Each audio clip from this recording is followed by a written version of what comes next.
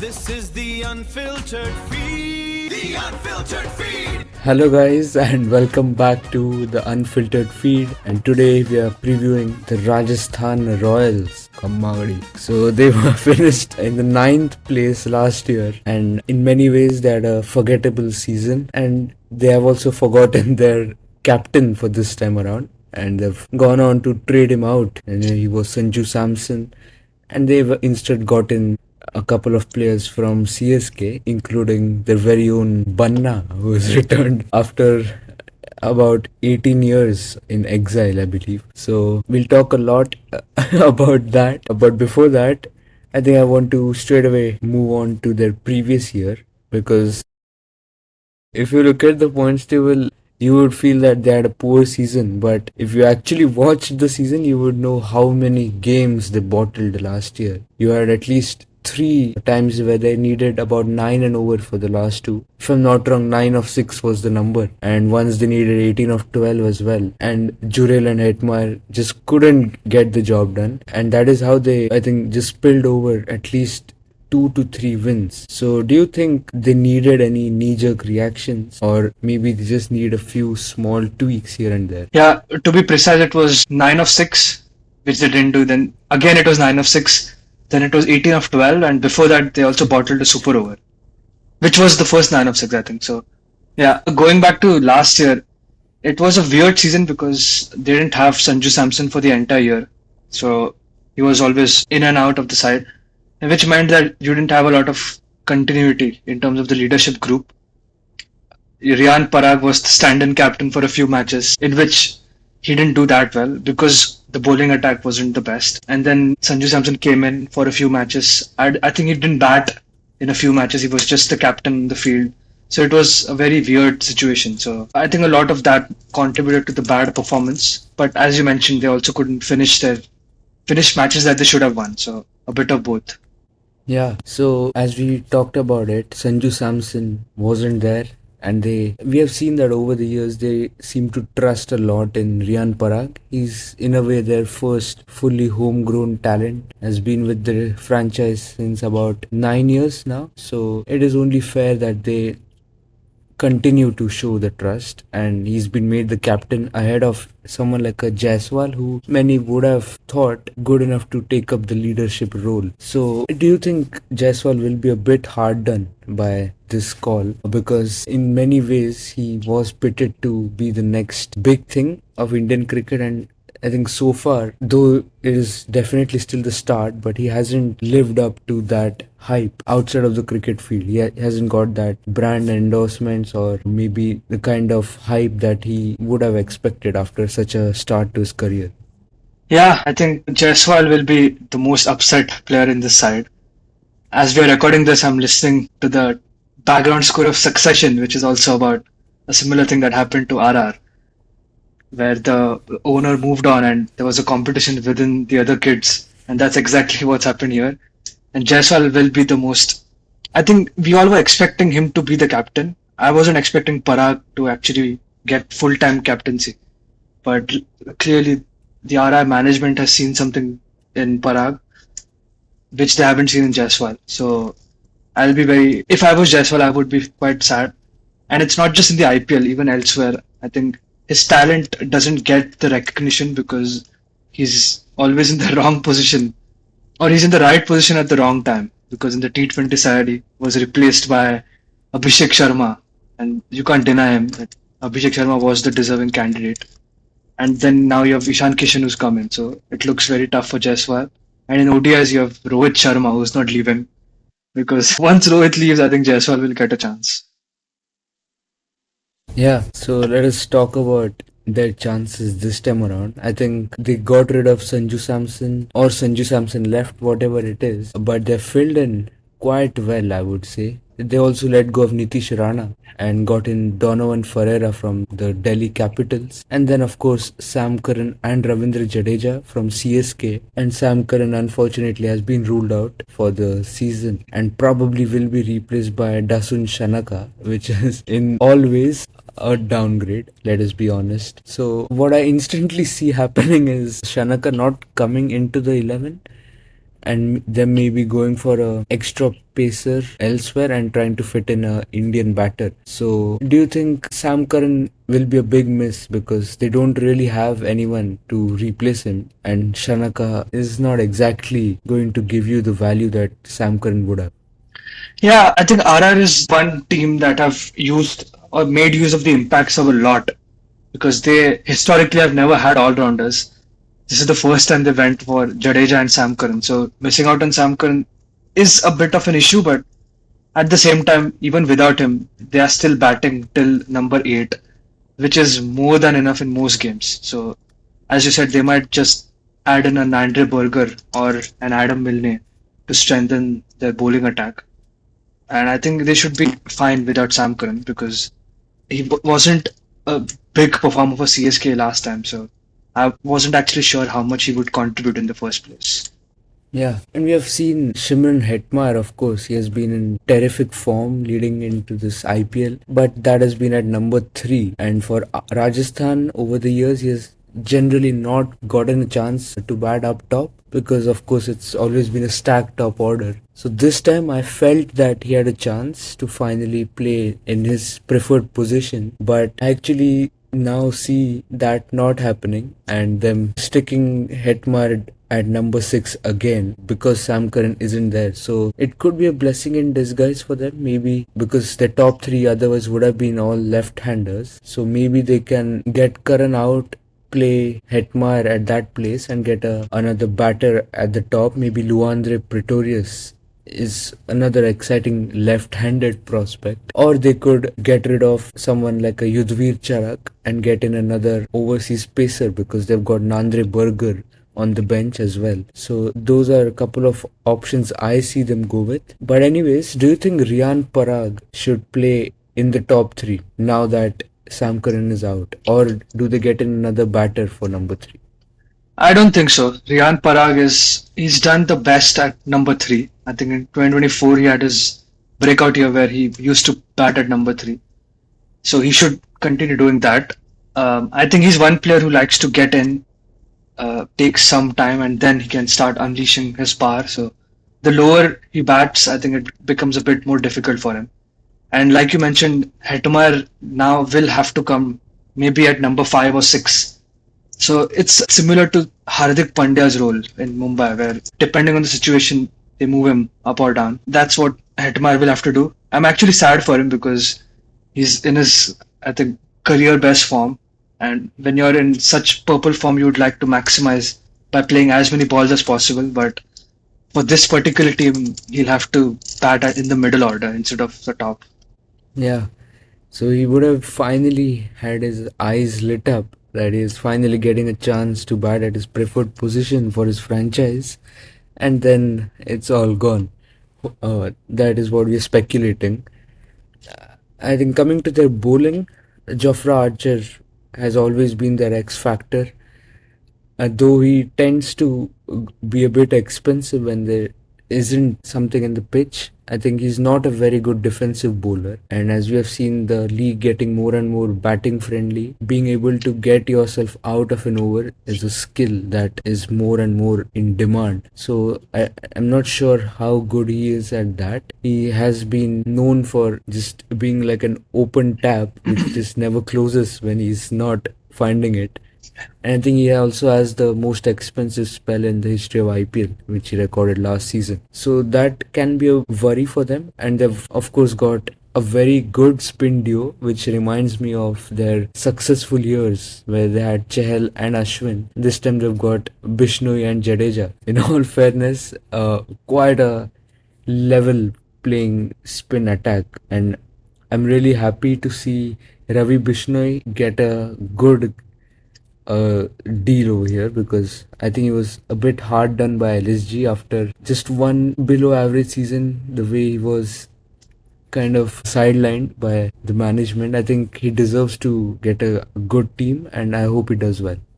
Yeah, I think this spin attack is as good as the one that KKR has. The only issue for them is the backups for spinner. It's not that strong. You've got Vignesh Puthur who did decently well last time. But apart from that, I think the pace attack looks very strong. I would say the second best in the IPL, very close to Gujarat. I think a bit better than Gujarat because you've got Jofra Archer, who's world class. On his day, he can win you matches. Sandeep Sharma is an old wild fox. He's absolutely Just brilliant. doesn't seem to age. Yeah, in the death, he's still got those Yorkers. And I think Nander Berger and Adam Milne can be very effective up top. They've both done well in other leagues.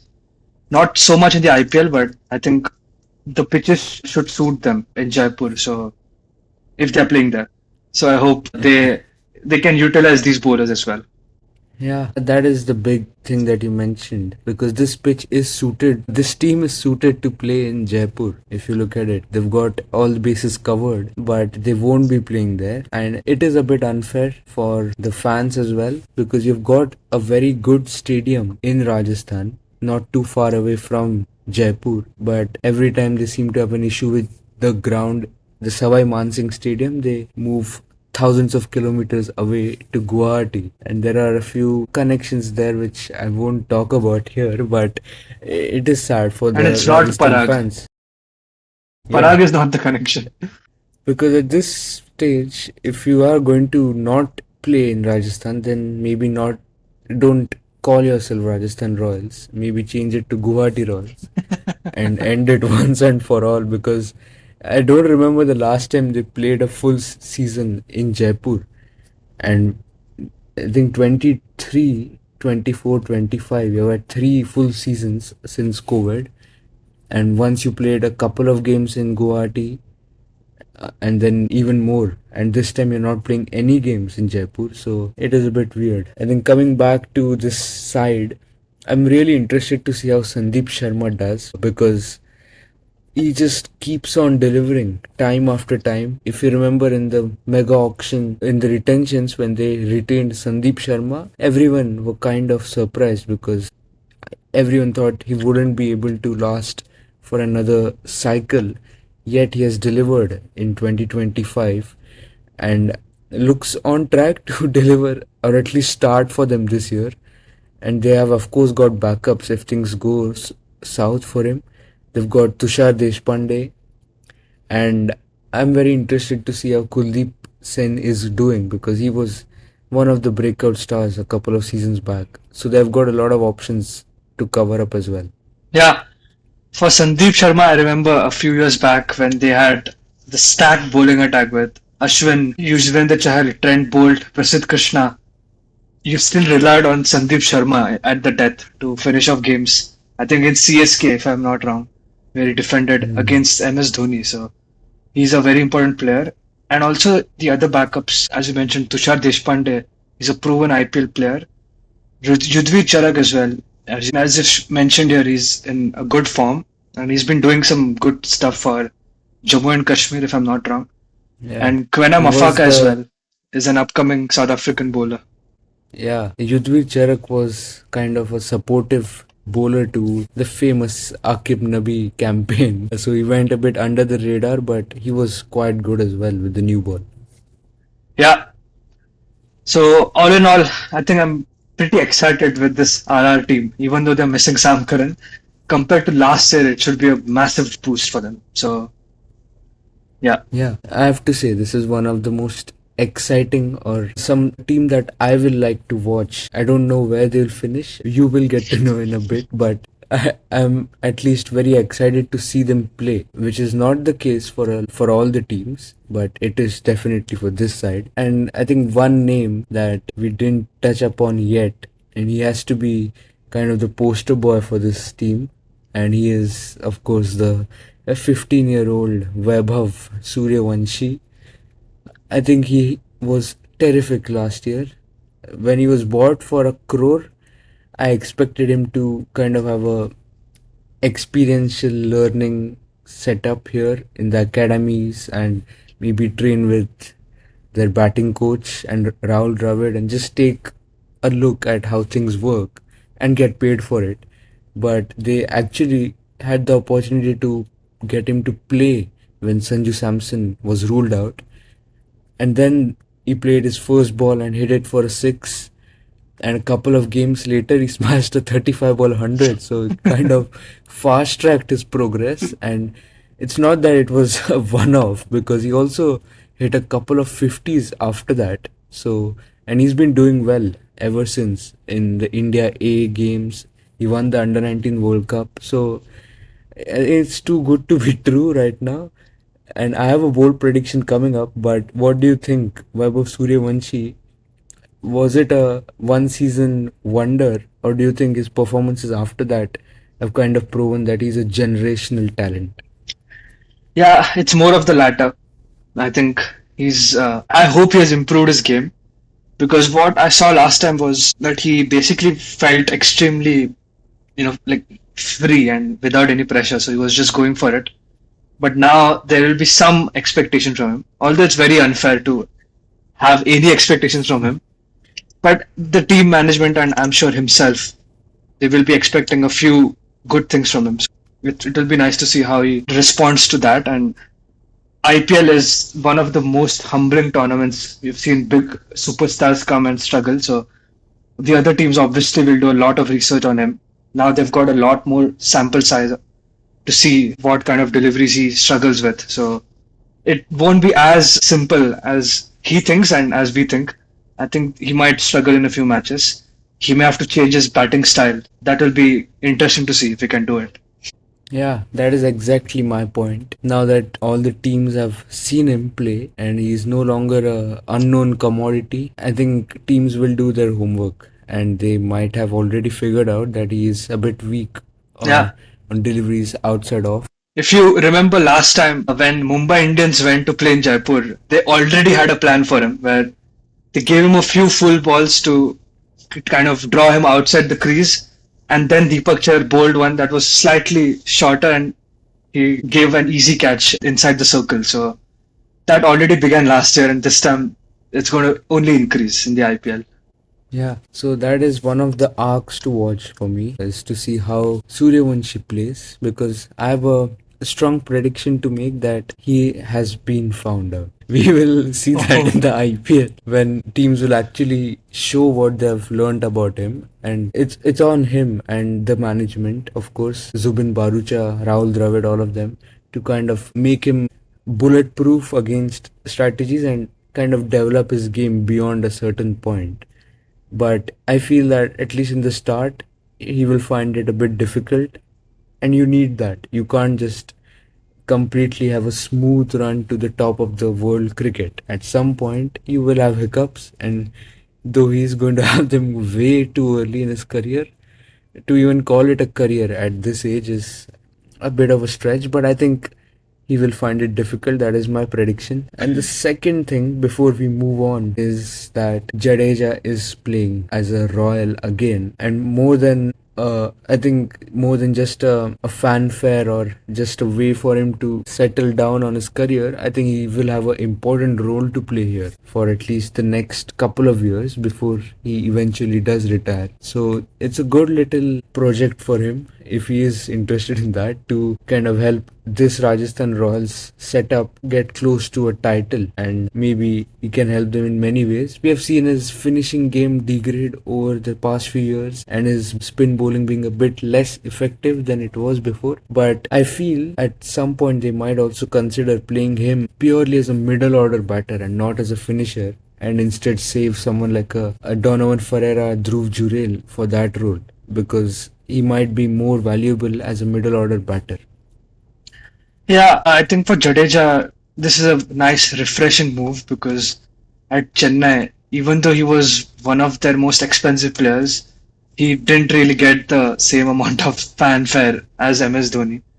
So I think here he'll be more respected. He'll feel like the main superstar in this side, which is good for any player. Unfortunately, I don't really expect a lot from him.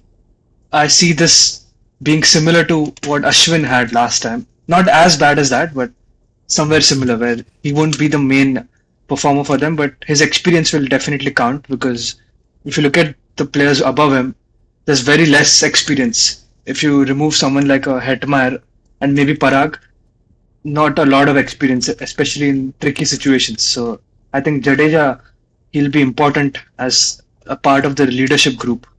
Yeah, so I think it is time for the predictions. We did mention a few moments back, or at least I did, that you never know where this team will finish, and then I will proceed to actually predict where this team will finish. Before I predict, I would like to make a change, and I might look a bit stupid for this, but I'm actually going to put Punjab Kings at the top of the table and have Rajasthan Royals finish at fifth. Wow! So that's a bold prediction for the last preview, which we will talk about very, very soon. Before that, I would like to. I mean, it's obvious that they're going to qualify. It's just a matter of being P2 or P3. I think RR have a solid team, but it's not as good as CSK, obviously, who's left. So I'm placing them in P3. So we are getting the two Royals in the eliminator. I think they've played quite a few eliminators and they haven't gone RCB's way. So, of course, that's a very, very deep move into the predictions. But for now, I think a very different opinion from both of us, and even more than this for the next team that will come up. So, we will, of course, bring that team up soon. But for now, we will go down. Until next time, Halla bol. Kunjam Nalla. Stadium में शोर है energy on the floor है this is the unfiltered feed